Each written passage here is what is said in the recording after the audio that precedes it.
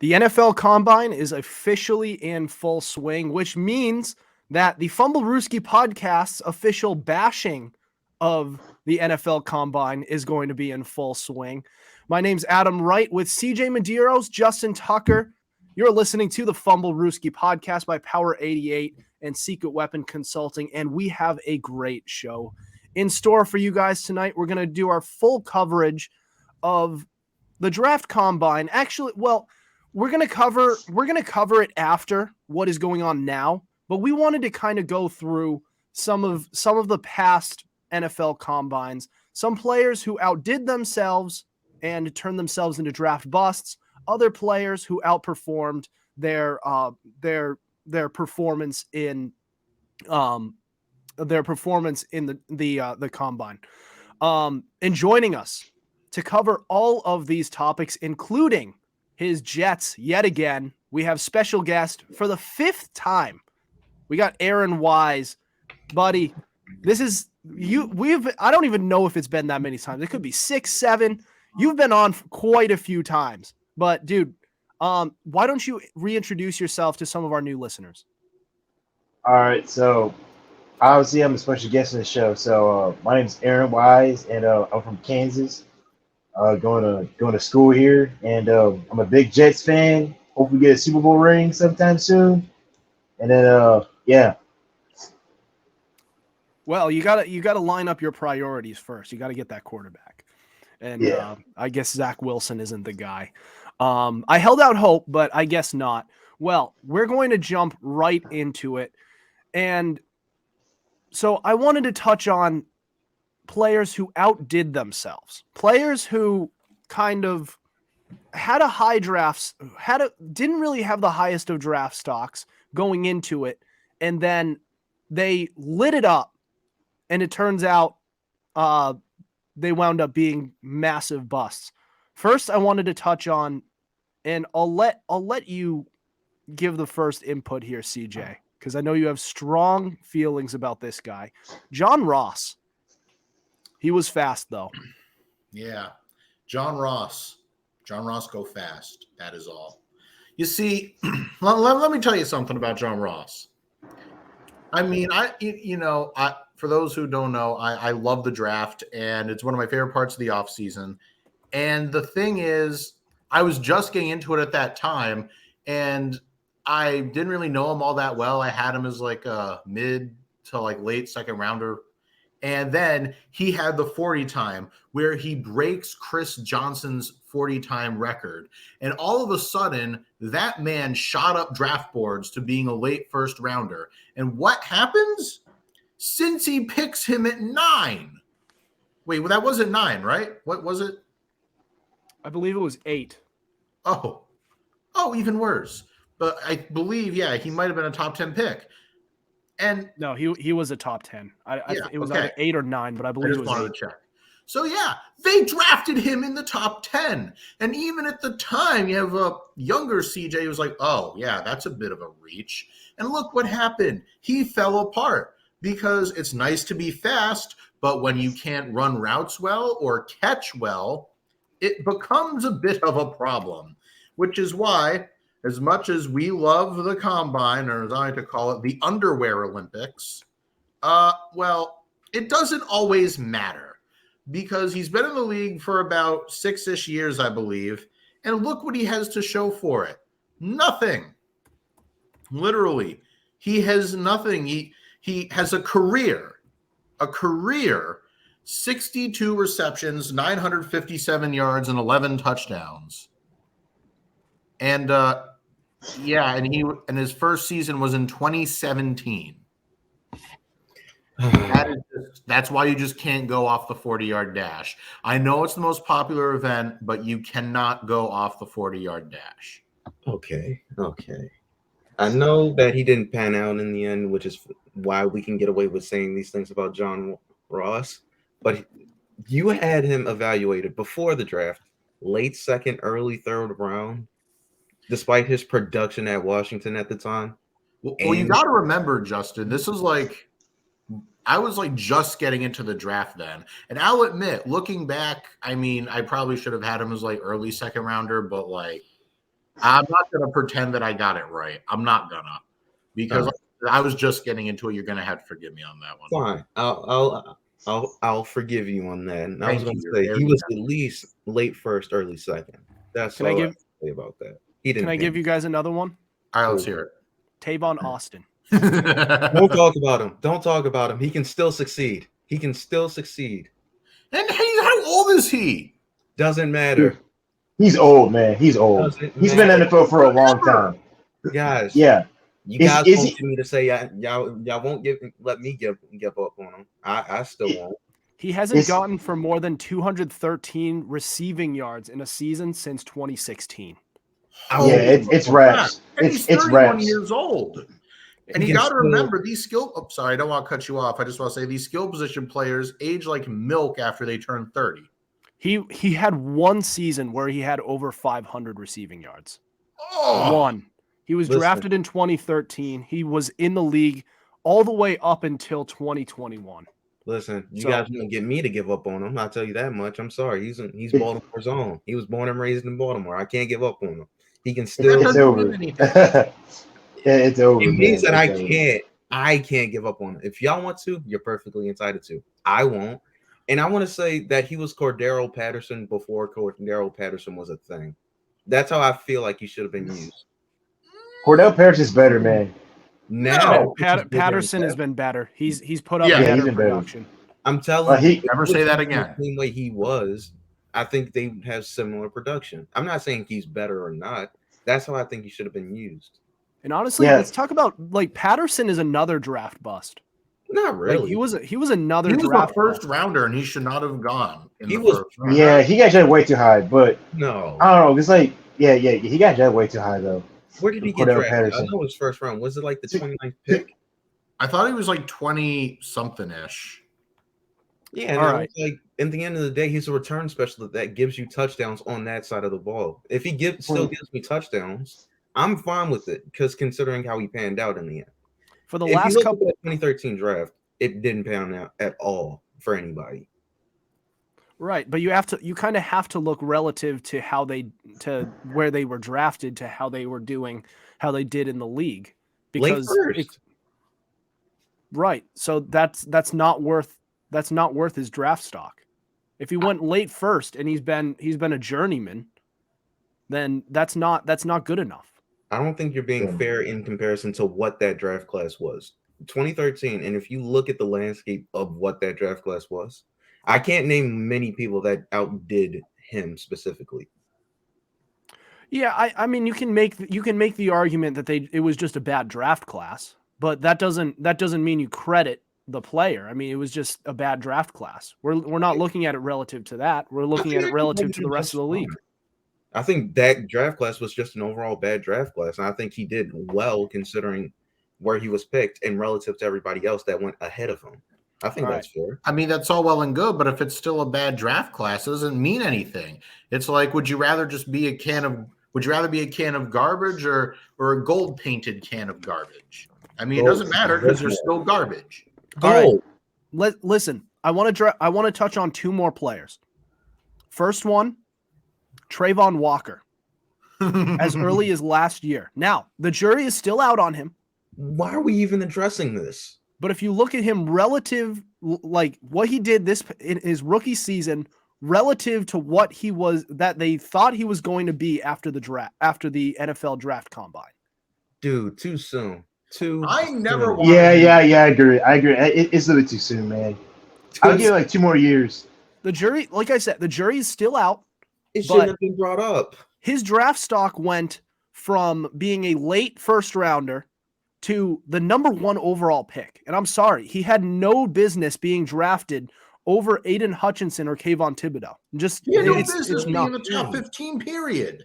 Again, too soon. We're just not going to agree on this. You could even talk about Sauce Gardner, and he's a corner. Corners don't get drafted number 1 overall. But he's better than Daniel. What's his name? Something Singley or something? Derek. Who said? Oh, Derek. Yeah. He was good, but he just Stingley. Jesus, I had that. I botched that really bad. Stingley. I misspoke. But yeah, I mean, Stingley has also had issues with injuries, so he's going to take a year or so to get to where he could potentially be. But Sauce Gardner has been, I mean, I would argue Sauce Gardner so far has had a better, I mean, not even argue. I mean, Sauce Gardner so far over Trayvon Walker. One make the playoffs. Yeah, definitely. But I'm just saying, so far it doesn't look good. Jury's still Yeah, out. I agree. 1 year. Jury's You don't still look out. at the number 1 overall pick. Like, if I'm being honest, I know it's early. Just like what Justin said. I just don't think Trayvon Walker should have been number 1 overall pick. Like, Aiden Hutchinson has put way more impact on his team than Trayvon did. All right. Trayvon didn't really do much. But anyways, All right. That's it. All right, one more. Nasty. And I lumped both of these guys together because they're both quarterbacks. Jamarcus Russell and Tim Tebow. Demarcus Russell is worse. Oh, Oh absolutely. yeah, easy worse. Easy worse. Oh man, I can't. Man, you put 2 bad quarterbacks at once. Man. That You know what? That was actually pretty good that you did brought those 2 quarterbacks up. Actually, I actually like that Av did brought that up. So his best season was his sophomore year in the league, where he threw for 2,400 yards, 13 touchdowns to 8 interceptions. Oh my god. After that, he started just 9 games and he was out of the league. 2-7 quarterback record, 3-11 touchdown to interception ratio. Oh my god. Is this Jamarcus? Yes. Jamarcus Jabba the Russell, Hutt. yeah. Oh yeah. Tuck, what did you call him? Jabba the Hutt, Jamarcus Russell. Nice. Wait, what? If Stephen A. coined the term Jabba the Hutt, Jamarcus Russell, Yeah. that's how he described Jamarcus Russell. Yeah, he did say it though. Stephen A. Smith did say it though. He did. Because Jamarcus Russell just didn't care at the time. He just didn't care. Yeah, Stephen went off on him, man, on his ESPN show many years back. And Oh, listen, Tim Tebow, listen, I understand that he was a very decorated quarterback in college. He shouldn't have went that high. But when you mention him, and he didn't even wind up throwing in the combine. This should have been a red flag for all teams, that he redid his throwing motion to adjust to the NFL. Yeah. How much of a red flag is that, man? If that doesn't tell you project, I don't know what does. Again, Aaron Rodgers adjusted his throwing motion. Yeah, but I mean, this guy has been primarily a running guy his whole career. If you're just I actually didn't know that. I didn't even know that actually, but Tim Tebow that he didn't even throw. I didn't even know. A couple of quarterbacks have done that. Patrick Mahomes as well. He had issues throwing the ball early on. Lamar Jackson had some as well, but yeah, I mean, it should still be a red flag. A lot of people said that Patrick Mahomes was overdrafted. No one's saying it now, but at the time, he was not going to be he was not projected to be as high as he went. He was not. And I know a lot of teams are saying, especially the Saints who are at 12, are saying, well, if we had the pick, we would have drafted. Because he came from an air raid offense. No, they wouldn't. They would not have drafted him. Of course they're going to say that. Of course you're going to say that. Hey Adam. So like back in 2017 though, like if I'm being honest right now, if I'm gonna be super like honest, like Deshaun Watson would have been the most safest quarterback in that draft class because he won 2 national championships and he's done more than Trubisky and Mahomes combined. But now since we're looking back, then Mahomes is the better quarterback. I mean Watson's still good, but Trubisky is just a big bust. You're absolutely right. Yeah, I mean, listen, Mitchell Trubisky was drafted way too high, and relative to how he has, if he was drafted like let's say in the 3rd or 4th round, and with the way he plays, you could say that's a decent quarterback. But relative to where he was drafted and how he is doing, it wasn't worth the pick. It just wasn't. The Bears botched that pick big time. But then again, at the time, no one saw Patrick Mahomes going at number 11. No one did. Nobody saw it. Actually, was he 11 or 10? 11. All right, 11. And then Watson got drafted right after. and watch the guy draft right, like the next pick. All right. Well, we are going to change gears and go to players who didn't have the best combine, but wound up having quite the successful career. So that's next. You won't want to miss this one. This is the Fumblerooski podcast.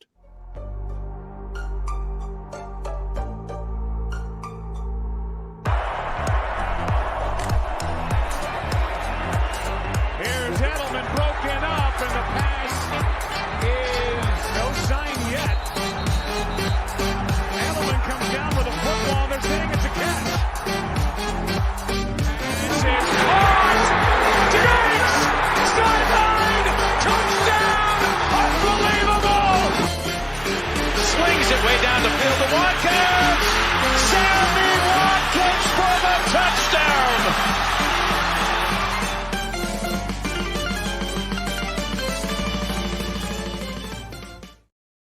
This is the Fumblerooski podcast by Power 88 and Secret Weapon Consulting. Adam Wright, CJ Medeiros, Justin Tucker, special guest Aaron Wise. We are doing our coverage on past NFL draft combines on players. So previously we just did players who had a great combine but not so great career. Now we are going to the opposite. We're reversing the roles into players who had not so great combines but flourished once they got into the NFL, and they proved everybody wrong. So I wanted to start. We'll start out with a bang here, and we're going to go to Cooper Kupp. Cool. And his 40-yard dash, 4.6. I mean, that is slow. And then his vertical jump was just 31 inches. And so just looking at his weaknesses, a little upright through his routes, lateral quickness out of breaks underneath provide no early separation. Keep in mind, the best aspect of this kid's game so far in his career has been his route running, and they're taking shots at that. Operated as a big slot, but could lack separation quickness to open clean throwing windows underneath the NFL quarterbacks. Build-up runner who doesn't seem to eat up the early cushion. Some scouts question the ability to be a productive starter as outside receiver. Excessive fakes and jukes into breaks at times will need to win with more efficient routes. Can you believe that? Saying that about one of the best route runners in all of football? Needs to make more efficient routes. Hey, he took that personally. Protracted, gear down, getting into breaks for deep comebacks. So it's all about route running. And yeah, I get that his speed was lackluster, but his route running, I mean, either it improved or they just got it wrong. And the combine just doesn't help. But this guy played well. Yeah, no kidding. Yeah. So here's the thing with Cooper Kupp. Hear this. He's been in the league for 6 seasons, since this report that has not aged all that well. He's put up 6,329 yards, literally averaging over 1,000 yards a season, and 46 touchdowns to boot, all while being honestly kind of injury prone these past few years. Yeah. So, I mean, he's still, even with the injuries, he's still good. So it's not about physicality. It's about route running and getting separation and getting open. Yeah, and it looks like he can do that pretty well. I do say so. What was it? Set an NFL record? Yeah, he did. He almost did in receiving yards too, but he was like, nah, I'll chill. Calvin can keep it. Wait, nah. Yeah, but ain't this kind of crazy though about Cooper Kupp and Calvin Johnson is that Matthew Stafford literally kind of set 2 records with 2 different receivers and almost broke the record twice. Yep. I think that's kind of funny. And he won a Super Bowl with Cooper Kupp. Yeah. I wish he did with Calvin Johnson, but What could have been? What could have been? All right. Well, our next player is Jarvis Landry. So Landry ran a famously slow 40-yard dash at just 4.77, nearly 5 seconds. And his vertical jump, just 28.5 inches. And his bench press was solid. It was 12 reps. That's all right. 10-yard split, 1.73 seconds. But his overall, so the overview is, it seemed like they kind of, it sounds friendly, but it almost sounds like everyone's expectations got so much lower that you almost have to be optimistic. Polished, quarterback friendly, sure-handed possession receiver with a flair for the highlight reel catch. Could be an effective number 3 option, capable of lining up as a Z or slot, working short to intermediate and beating zone coverage. So they saw him as a number 3 option who could kind of line up anywhere. And he does have good hands. They pointed that out, and his hands have been incredible. He can catch very well. For weaknesses, he has a fairly lean frame, could stand to bulk up and get stronger in order to combat the jam. Lacks elite explosiveness and top end speed. Does not have an extra gear to take the top off. And to be fair, he has been traditionally a slot receiver. Average line release, acceleration, and suddenness. Could struggle to separate versus defenses. Quick twitch cornerbacks. Large percentage of catches are contested. So all of these are knocks on his speed, because I mean he ran one of the slower 40-yard dashes of any wide receiver in this draft class. Actually, I think it was the slowest there. Lacks ideal height and is not a great leaper. Started just 12 career games. So, and this guy wound up having a pretty good career, especially at the beginning. I mean, he was looked at in the same light as Odell Beckham Jr. Yeah. Prime days. For good reason. Right. Both LSU guys. And what he was doing in the league. I think he tied like a reception record with Odell Beckham. I think Odell matched his receiving yards record. And then Jarvis just overtook him eventually because he just kept getting so many balls thrown to him. Yeah. So in 2015, he had 110 receiving yards. And then 2017, he had 112. But not for many yards, just 987. So under 1,000.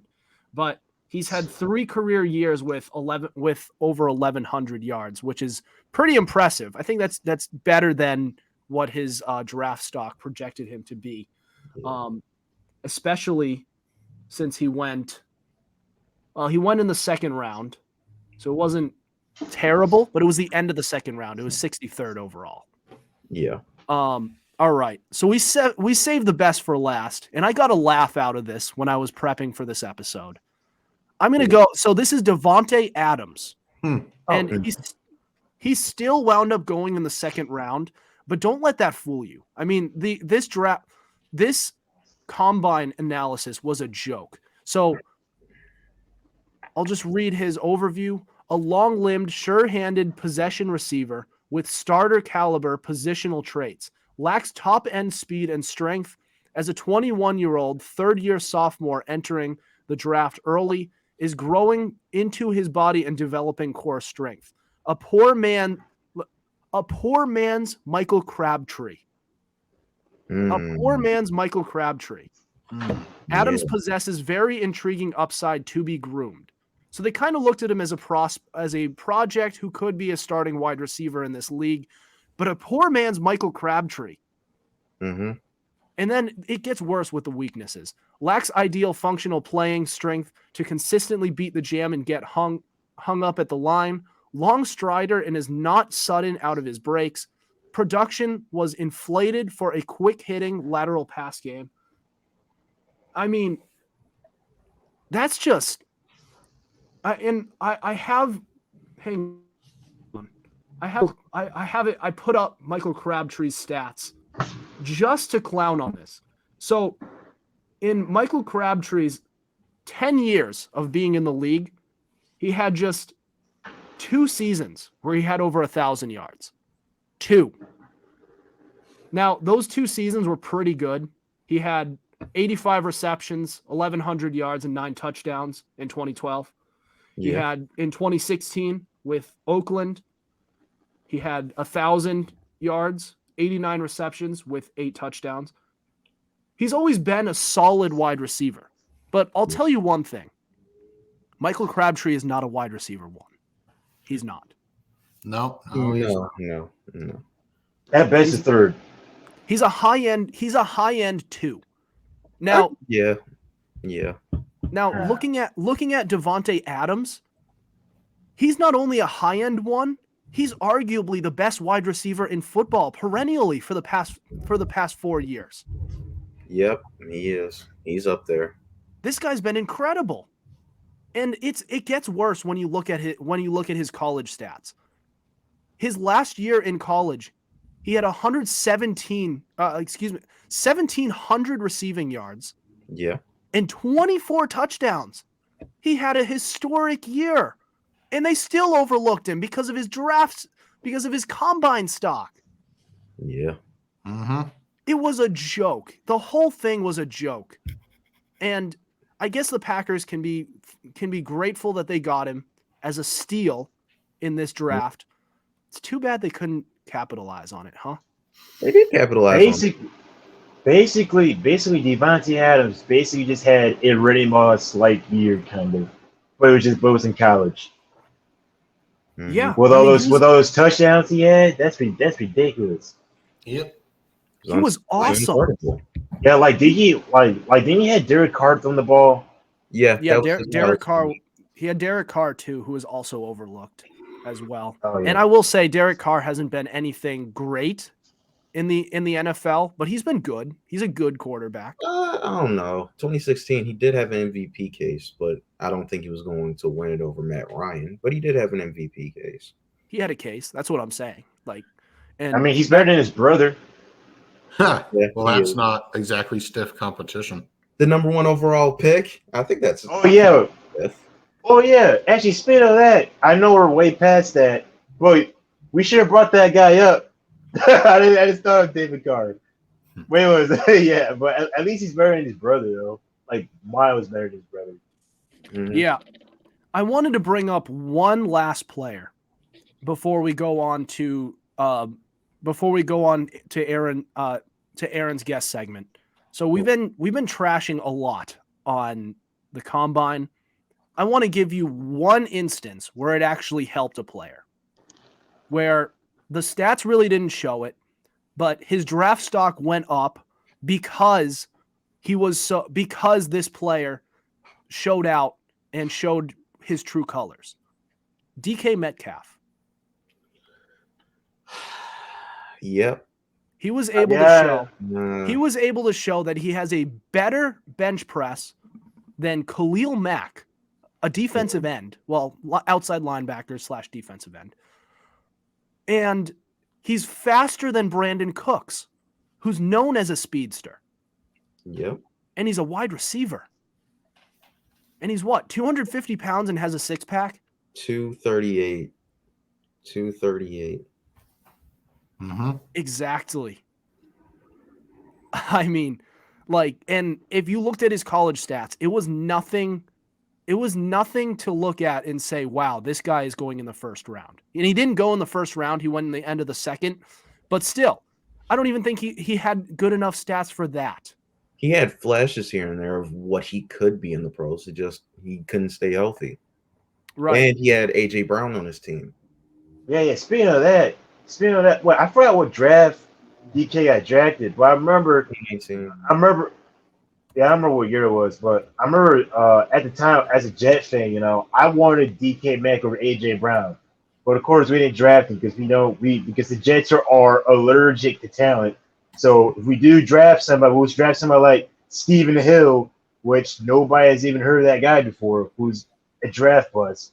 But yeah, man, I don't know. That's just me, man. I just like big physical receivers, man. I like the big dudes. I don't like the skinny guys that.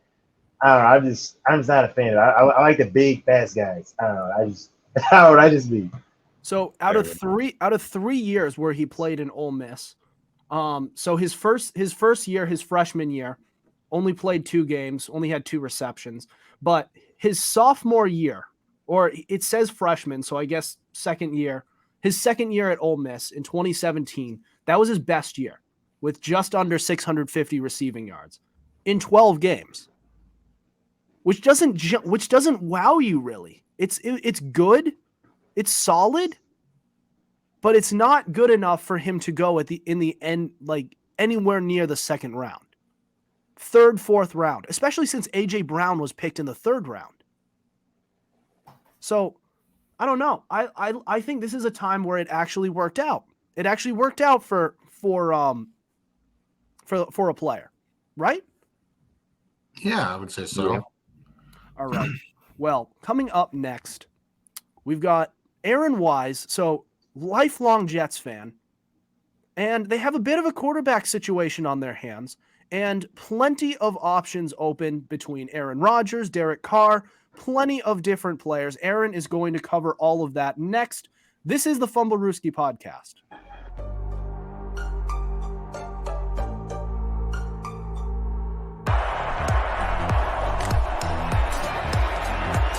Here's Edelman broken up, and the pass is no sign yet.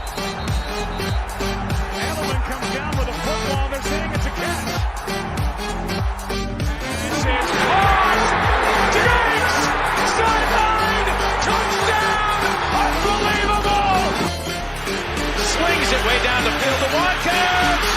Sammy Watkins for the touchdown.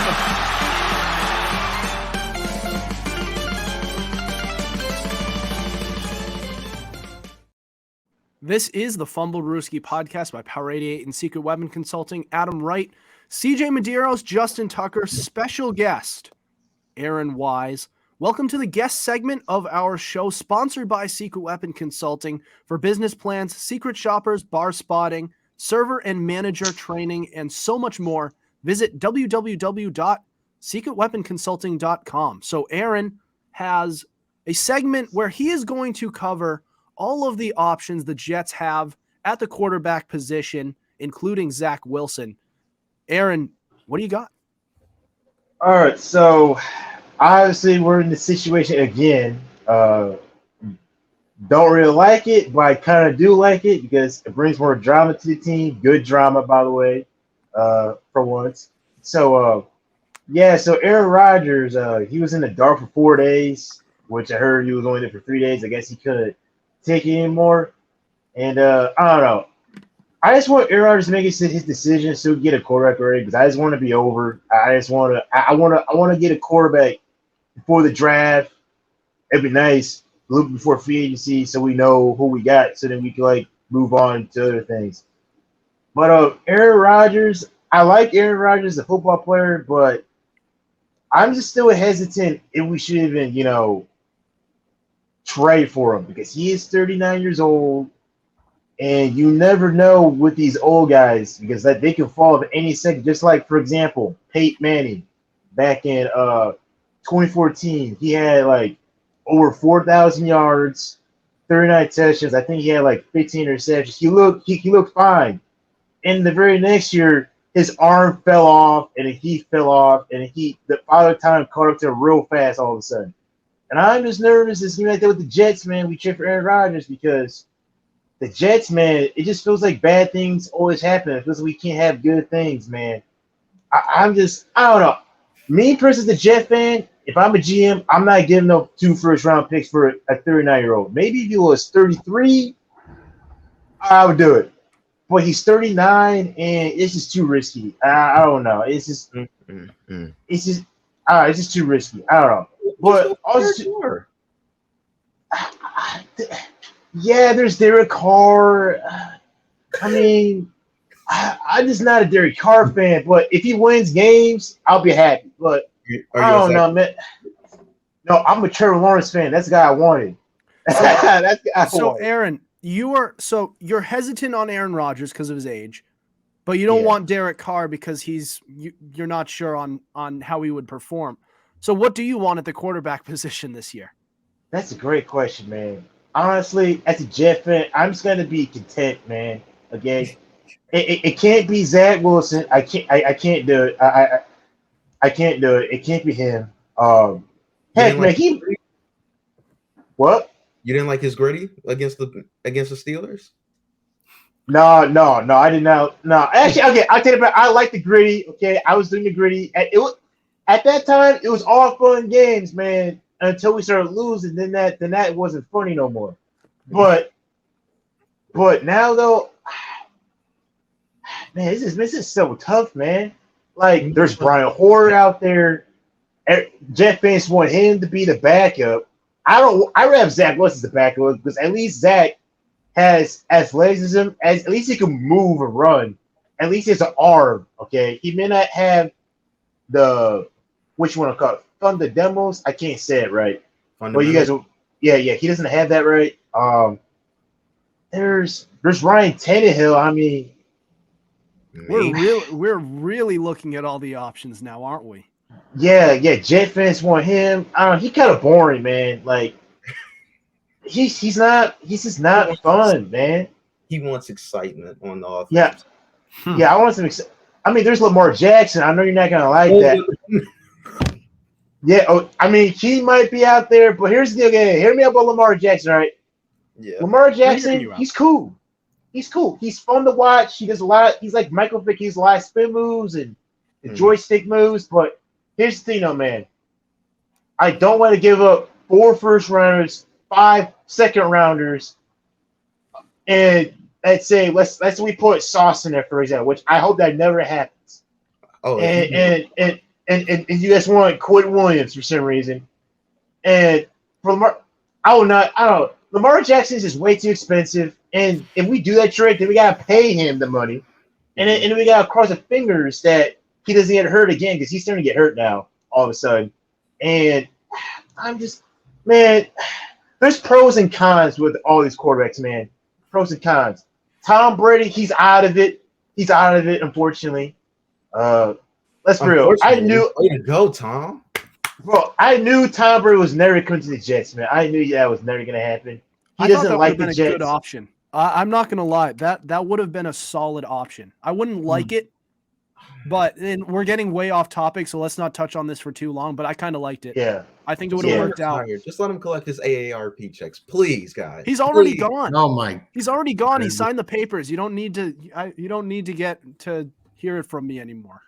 All right, then good. I still think he could have gone a little longer, though.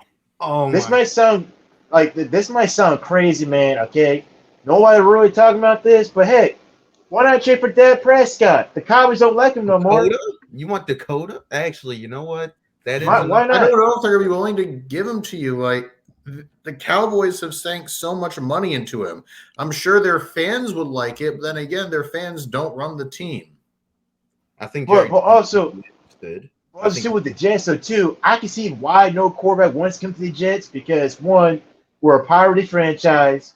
Second, the state income tax is ridiculous. They like their money. That's why Tyreek Hill didn't want to come here. So it just feels like and too. The Dolphins are trying to get Aaron Rodgers, so we're gonna lose there because he's gonna want to go somewhere hot, and he wants his money. So. Wait, the Dolphins are trying to get Rodgers? I haven't heard this. Yeah. They're kind of interested a little bit. I don't understand. The Dolphins are trying to get a quarterback. They have one. It's just Tua. Damage someone else's brain. Who really knows? I heard something somewhere about it. Let me type that in. You guys keep talking. Yeah. Anyway, still, I got Derek Carr without having to give too much up, except money, but that's about it. Yeah, the Cowboys are going to want at least a first for Carr. Come on now. You mean Prescott? Prescott. Sorry. Yeah. Yeah.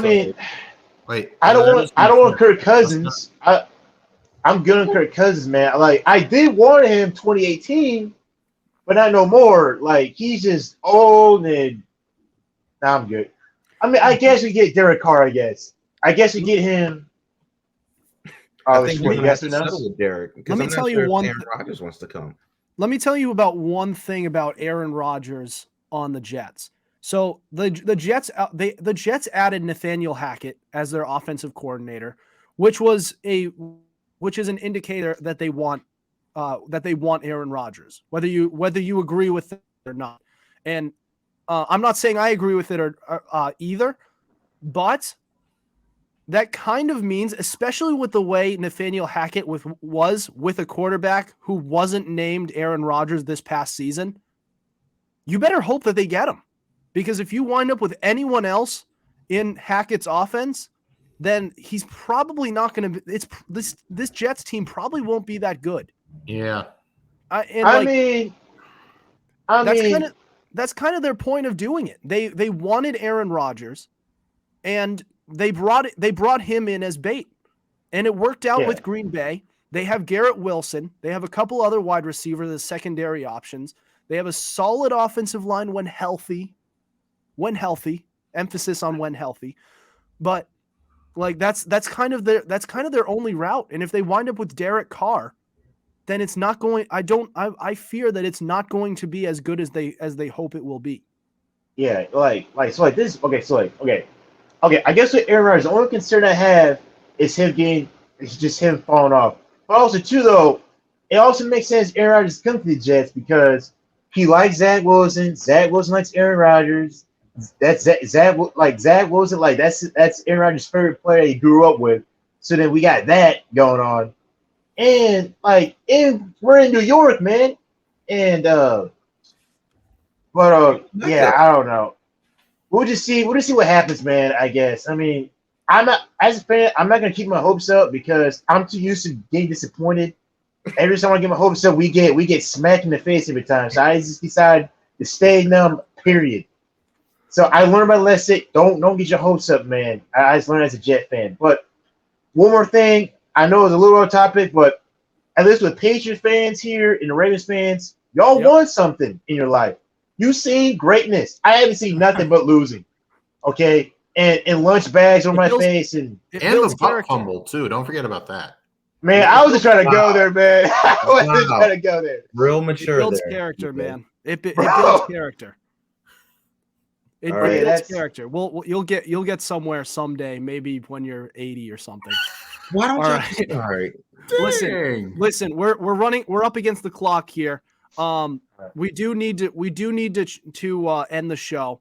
But Aaron, thank you very much for joining the show tonight. We had a great time having you on and analyzing these past draft combines and also talking about your Jets, dude. Yeah, man. Let's go Jets, man. All right. Well, time will tell. Time will tell on how they will do. All right. But that'll do it for us tonight. Thank you for listening to us. We have new episodes out on Tuesdays and Fridays at 7:30 p.m. Eastern Standard Time. Be sure to subscribe to our YouTube channel. We also have all our episodes available on Spotify, Spreaker, Apple Podcasts, iHeartRadio, Google Podcast, and so much more. Also, be sure to follow our Instagram at Fumblerooski_podcast to keep up with our podcast and the latest coverage on the NFL. Otherwise, we'll see you next week. Over and out.